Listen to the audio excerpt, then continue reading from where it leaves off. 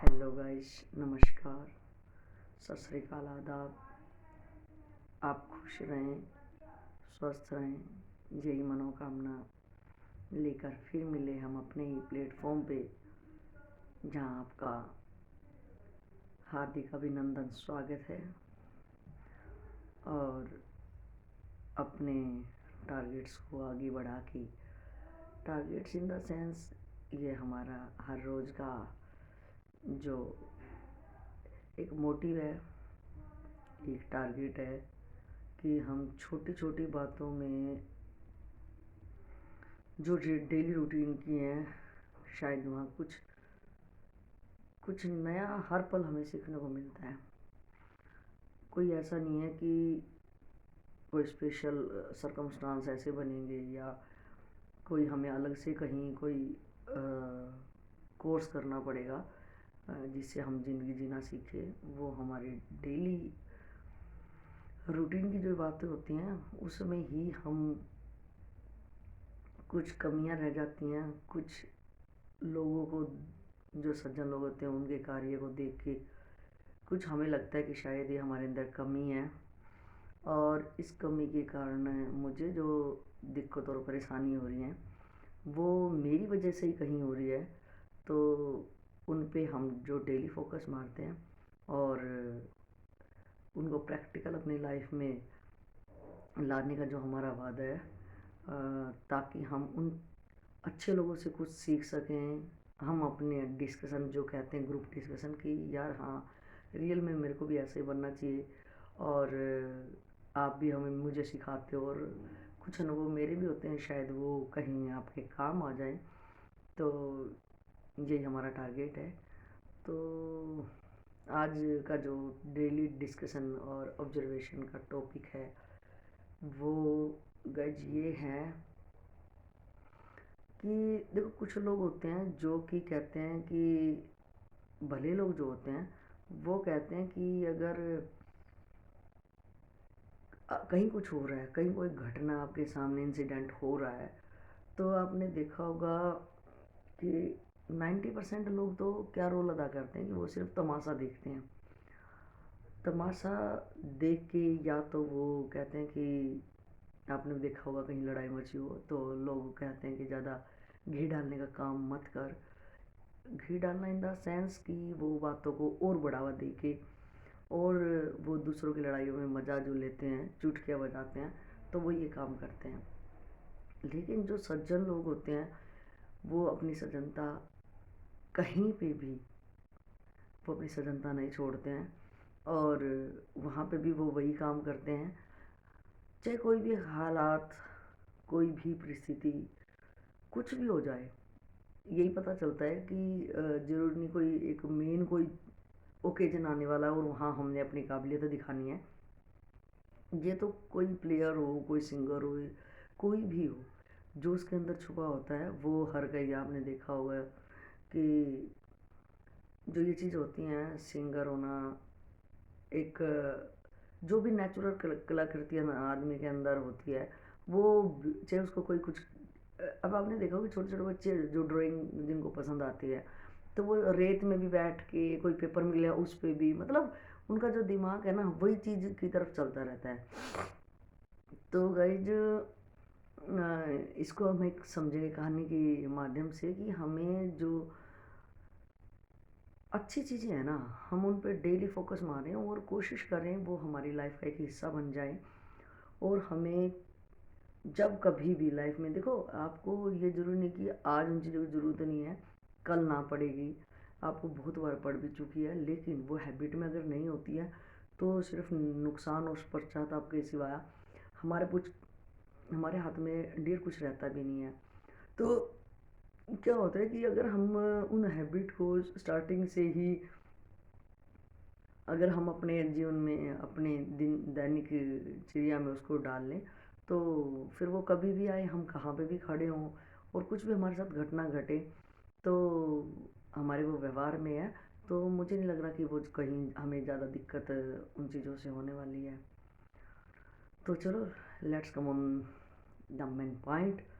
समझते हैं एक कहानी के माध्यम से कि कहानी कहती है कि एक बार जंगल में, बहुत बड़ा जंगल होता है, कहीं पे आग लगी होती है। तो सब जो भी पशु पक्षी जो भी उसमें आश्रित थे, वो सब जंगल को छोड़ के भागना शुरू कर देते हैं। और भाग जब ये चीज़ें एक पेड़ पे बैठे दूर एक चिड़िया और कौवा ये सब पक्षी देख रहे होते हैं, तो वो देखते हैं कि भाई सब लोग भाग रहे हैं, कहीं आग लगी है, बहुत ज़ोरों का धुआं उठ रहा है। तो वो कहते हैं भाई चलो हमें भी भाग लेना चाहिए।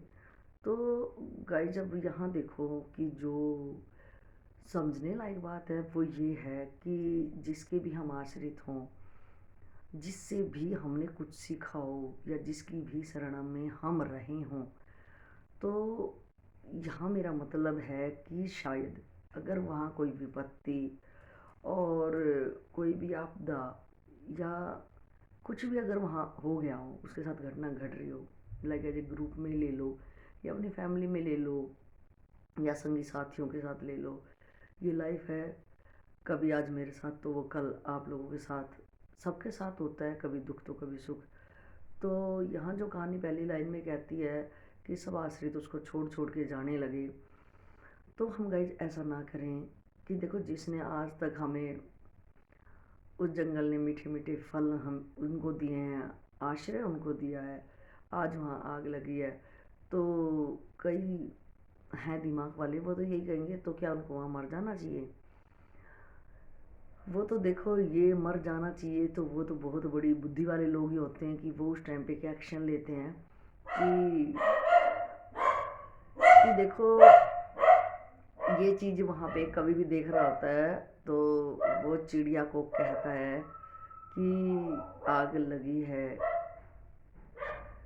लगी है इस जंगल में, झड़ने लगे हैं पात, तुम क्यों ना उड़े पक्षी हो जब पंख तुम्हारे पास।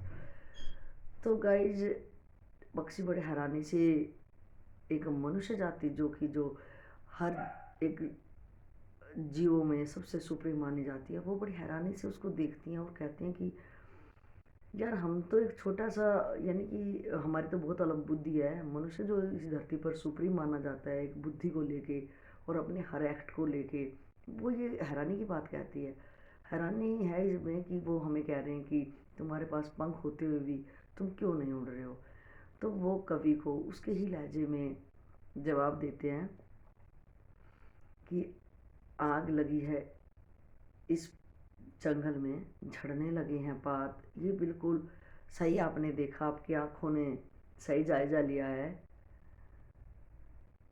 तो उसका जवाब में वो कहते हैं कि ये तो ले लिया आपकी आंखों ने, लेकिन जो ये नहीं देखा कि आज से पहले हम कहाँ रह रहे थे, आज से पहले हमारी जीवन निर्भर किस पे था। हमें जिंदा भी अगर रखा तो इन्हीं पेड़ों ने आश्रय देके, हमें फल देके इन्होंने ही रखा है। तो वो कहते हैं कि आग लगी है इस जंगल में, झड़ने लगे हैं पात, फल खाए इन्हीं के हमने, गंदे किने पात। वो कहते हैं कि चाहे कितने भी गंदे हों अच्छे हों, जो भी रहा हो, धर्म हमारा यही है, जल मरे इसी के साथ। वो कहते हैं कि हमारा धर्म तो शायद हम इसी में समझ रहे हैं कि जिंदगी थी वो भी तेरे साथ, और अब मौत भी रही, जब तू भी नहीं रहेगा तो वैसे भी तो हम कहाँ रहने वाले हैं। लेकिन आदमी यहाँ बहुत चटक है, बहुत होशियार है, अपने आप को कहीं ना कहीं बचाने की कोशिश करता है। और गाइज ये कहें कि आपका यहाँ दो तरह से दिमाग काम करेगा कि भाई तो क्या उसके साथ मर जाएं या उसको छोड़ के ना जाएं। गाइज वो तो आपका देखो, इसको कहते हैं एहसानमंद, कि आप उस टाइम पे आप क्या एक्शन लेते हैं, आपका प्रेम और आपका एहसान, आपका नेचर किस टाइप से वहाँ पे काम करता है। कि आज अगर आपके दोस्त आपके ग्रुप में आपके परिवार के साथ कुछ ऐसे मिस हैपनिंग या कोई ऐसे सरकम बन गए हैं कि कहीं ना कहीं आप सोचोगे कि यहाँ से प्लान करना या इनको छोड़ देना ही बेटर रहेगा। लेकिन दोस्तों आप ये भी दिमाग लगाओगे वो पक्षी हैं, और वो कुछ एक्स्ट्रा नहीं कर सकते। चलो मान ली आपकी बात, एक पल के लिए आपकी बात मान लेते हैं, बड़ी करते हैं आपकी बात। लेकिन अगर किसी बंदे ने हमारा साथ दिया है, हमें ऐसी चीज़ों में उन्होंने मेरा साथ दिया है जहाँ मुझे लग रहा था कि अब शायद मैं इस यहाँ से ना निकल पाऊँ, और उस बंदे ने मेरा साथ खड़ा होके अगर उसने मेरा उस टाइम पे साथ दिया है और मैं उसको भूल जाऊँ, तो ये कहाँ की सजनता है और ये कहाँ की इंसानियत है। तो गाइस यहाँ बस वो नेचर पे डिपेंड करता है। तो जो हम नेचर में रोज़ पॉजिटिव लाने की बात ये करते हैं वो यही है कि अगर किसी ने हम पे एहसान किया है, किसी भी टाइप पे एहसान किया, तो हम उसको ना भूलें। उसको बिल्कुल भूलना तो ये समझो कि एक, यार आप ये जानवरों को ही देखो, एक कुत्ता कितना वफादार होता है। अगर आप प्यार से उसको सहला ही दो, रोटी देना तो बहुत दूर की बात, अगर आप प्यार से उसको उसके सिर पे हाथ ही फेर दो, तो पूछ दबा के आपका वेट करता है, आपके लिए बाट देखता है, और जैसे आप दिख जाते हो भाग के, आप पूछ हिला के आपका स्वागत करता है। तो ये तो इंसान है। दूसरी बात रही कि हम इच्छा रखते हैं दूसरे पे हमेशा कि मैंने तेरे पे ये एहसान किया था, तो ज़िंदगी भर हम चाहेंगे, अगर हमारी छोटी बुद्धि, तो हम चाहेंगे कि तेरा साथ दिया और तूने हमेशा मेरे एहसान के नीचे दबे रहना चाहिए। तो ये भी कोई अच्छी बात नहीं है। एहसान अगर किसी ने कर दिया तो उसका हमें नहीं भूलना चाहिए, और अगर किसी किसी ने मेरे पे एहसान किया तो मुझे नहीं भूलना चाहिए। लेकिन अगर हमने किसी पे एहसान कर दिया है, तो हमें ज़रूरत नहीं है उसकी तरफ, मतलब उसको हमेशा दबेल बनाने की या फोर्स अपने, हमेशा उस पर ये करने की, हमेशा ये एहसास जताने की कि मैंने तेरा उस टाइम पे काम किया था, तेरी औकात ही क्या है, कल तू ऐसा था, हमने तेरे को बचा लिया। ये तो ये भी कोई समझदारी नहीं है। तो वो तो जब उस परेशानी से जूझ रहा था, आज वो आपके एहसानों के नीचे दबा दबा रहे, तो गैज ये तो कदापि अच्छी बात नहीं है। हमें ऐसा नहीं करना चाहिए, थोड़ा बड़प्पन लाना चाहिए। और हम पिछली वीडियो में भी बात कर चुके हैं कि नेकी कर और दरिया में डाल। तो और आप ये देखो कि नेचर है, जो जो प्रकृति है वो हमेशा देती देती है, और उसका लुटाना ही, और हमेशा उसका जो नेचर है ना, उसका नेचर, ये नेचर को, प्रकृति को नेचर भी इसलिए कहा गया कि वो हमेशा लुटाती ही है। उसको रिवर्ट में कुछ नहीं चाहिए, वो हमेशा देना ही जानती है। तो क्यों ना हम एक थोड़ा सा बड़प्पन लाएं और ये चीज़ें ना करें।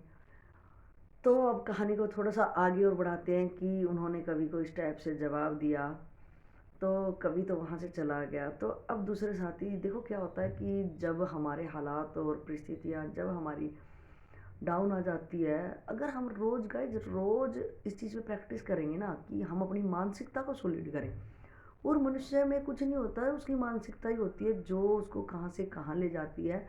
और अगर मानसिकता कमज़ोर है तो वो छोटी सी बात में हिल जाता है, बिल्कुल कुछ आए भी ना, शायद उसको, बहुतों को मैंने देखा, उसको वैसे ही कोई अगर डरा देना कि वो डर जाता है, वो कहेगा अब क्या होगा, अब क्या होगा। अरे भाई साहब, वो अभी चीज़ हुई नहीं है, क्या पता होए भी ना, तो आप पहले से उससे क्यों, आपको फियर है, आप सहमे हुए हो क्यों, क्या पता हुए ही ना।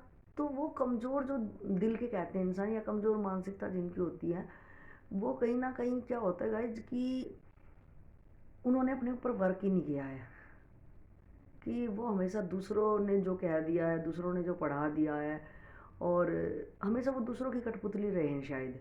तो वो हमेशा हर चीज़ में ना दूसरों का जो रिएक्शन होता है उसको ही मान लेते हैं कि हाँ, जैसे वो उनको इतनी अहमियत देते हैं कि वो जो कह रहा है ना, वो कहीं ना कहीं सही है। तो भाई आपका भी तो ऑब्जर्वेशन होगा गाइज, और आप भी तो ये सोच सकते हैं कि भाई आज देखो, चलो कोई प्राण नहीं निकल जाएंगे हमारे, और अगर निकल भी जाएंगे तो ये भी देखो निकलने ही है, कोई इनको तो हम पकड़ गए, ये हमारे बस की बात नहीं है। लेकिन क्या ज़िंदगी भर हम डरे रहें?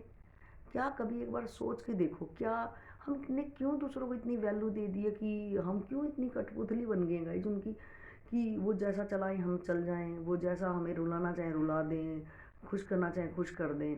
तो क्यों हम इतने कमज़ोर बन गए हैं, क्यों हमारी मानसिकता, मतलब हमारा अपना तो शायद कुछ है ही नहीं। तो वो बंदा है ना गाइस, हमेशा दुखी रहेगा। अगर हमारी मानसिकता मजबूत है, सॉलिड है, तो हम अपने फैसले खुद लें। और अच्छी बात है कि अगर हम शेयर कर रहे हैं, और शेयर करने के बाद देखो अपने विचार तो रखे ही रखो, लेकिन आप अपने सहयोगी साथियों से भी पूछो, जहाँ आपको लग रहा है कि शायद कुछ हल निकले, वहाँ से भी पूछो। अगर लग रहा है कि इनकी जो सॉलिड बात है, मानसिकता है, वो शायद मेरे से ऊंची है और इनके करने से अगर मुझे फ़ायदा हो जाएगा, पहले तो ये ध्यान दो कि जो आपको डीमोटिव कर रहे हो उनका साथ बिल्कुल एक दुश्मन के लायक, कहते हैं ना कि इसका संग छोड़ ही दो, उन गलियों में ही जाना छोड़ दो जहाँ से कोई फ़ायदा ना हो रहा हो। तो जो डीमोटिव करते हैं लोग, उनको तो गाइज बिल्कुल मैं ये कहूँ कि उनकी परछाई भी आप अपने पे ना पड़ने दें गाइज, क्योंकि वो आपको हमेशा ना डीमोटिव ही करेंगे। आपको ऊंचा बढ़ते देख के, आगे बढ़ता देख के वो कभी भी गाइज आपको खुश नहीं होंगे वो। और वो ऐसे लोग होते हैं जो कि छोटी बुद्धि के आदमी होते हैं, वो उनका खुद का देख लो ना आप, वो कहाँ चले गए आके, कहाँ बढ़ गए, क्योंकि उनका तो बिजनेस है ये।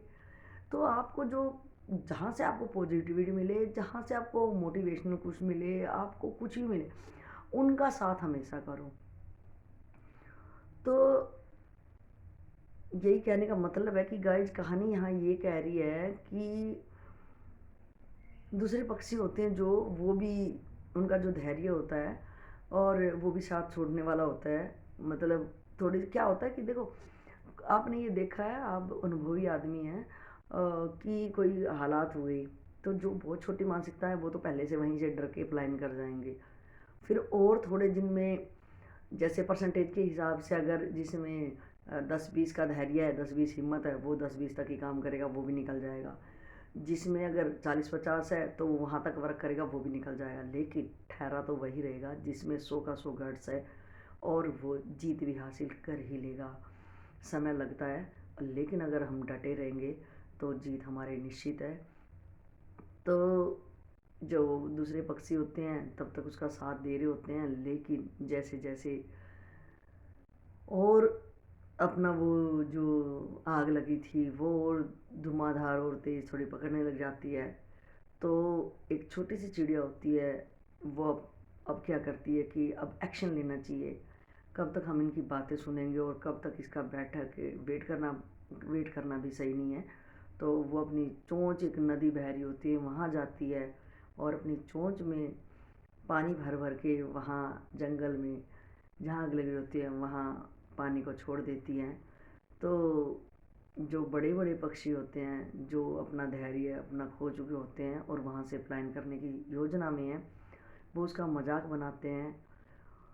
तो गाइज यहाँ फिर फोकस मारने वाली ये बात है कि मजाक बनाने वाले बहुत हैं, डीमोटिव करने वाले बहुत हैं, लेकिन आपको क्या करना है वो आप पे निर्भर करता है कि हम उनसे, डीमोटिव करने वालों का अगर हमने सही मान लिया तो सिवाय नुकसान के कुछ नहीं होगा। नुकसान तो वैसे भी शायद हो रहा है, और वैसे भी अगर हो जाए, हम मेरे करने के बाद भी अगर हो जाए, तो उसमें मुझे कोई शायद कोई गम भी नहीं मनाना चाहिए। तो उसका मजाक बनाते और कहते हैं, अरे पगली, तेरा आकार ही कितना, फिर इसमें तेरी चोंच ही कितनी, और तू कितना पानी लाएगी, और तेरे पानी से क्या होने वाला है। तो गाइज यही हमारे जो दुनिया के लोग जिसको हम कहते हैं, वो अपना काम करने के लिए वो भी कोर कसर नहीं छोड़ते हैं, वो भी समय चूकते ही नहीं, और वो ताक लगा के बैठे रहते हैं कि सॉरी गाइज। तो वो हमेशा यही सोचते हैं कि कब ये बंदा गिरे और कब मुझे मौका मिले और कब मैं अपना काम को बस रूप दे दूं। तो गाइज उनको मौके की ताक में खड़े रहने दे, वो अपना काम करें और हम अपना काम करें। शायद उनका इंतज़ार वो छोड़ के अपने साइड लग जाएं, और हम शायद अपना काम करते करते, पुरुषार्थ करते करते, उनकी तरफ ना ध्यान देते हुए शायद हम सफल हो जाए। इसकी 100% क्या, इसकी 200% गारंटी है। लेकिन कब, जब हम उनकी तरफ बिल्कुल भी ध्यान नहीं देंगे और उनकी किसी बात का हमारे ऊपर असर नहीं होगा, हम अपना कान टोटली बंद करके फोकस, हमारी आँख सिर्फ हमारे टारगेट पे होगी, तो हम ज़रूरी सफल होंगे। हिम्मत और भगवान हमारे साथ है, वो हम निरंतर करते रहेंगे।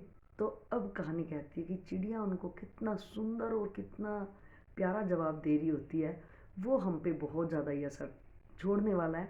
और हम बहुत, मैं क्या कहूँ कि मुझे इतना प्यारा और इतना अच्छा और इतना सुकून देने वाला ये चीज़ें लगी जो अब चिड़िया कहती है। वो एक सुनहरे, उसकी मैं अमृतवाणी कहूँ तो भी शायद छोटा पड़ जाए।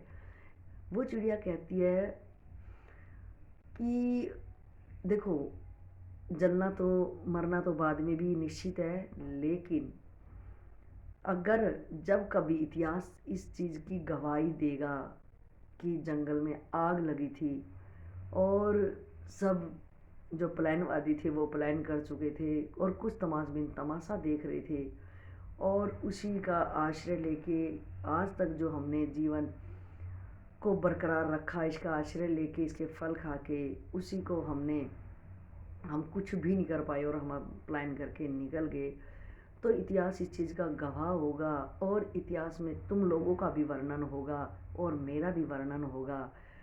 और तुम लोगों को जब लिखा जाएगा, जब एक कवि या एक लेखक अपनी लेखनी से ये कोरे कागजों पे उतारेगा, तो तुम्हारा नाम तमाशा देखने वालों में होगा और मेरा नाम आग बुझाने वालों में होगा।